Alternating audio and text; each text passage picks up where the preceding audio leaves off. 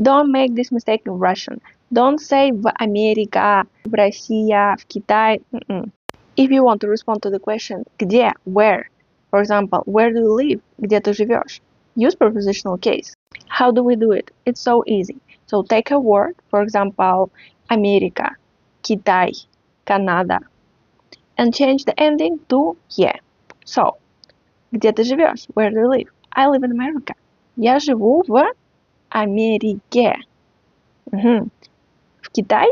В Китае. Right. В Канада? В Канаде. Correct. But sometimes it can be tricky.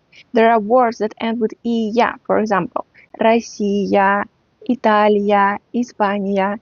In the prepositional case, we will change the ending «ия» to «ии». So, где ты живешь? Where do you live? I live in Russia. Я живу в России. В Италии? В Италии, right. В Испании?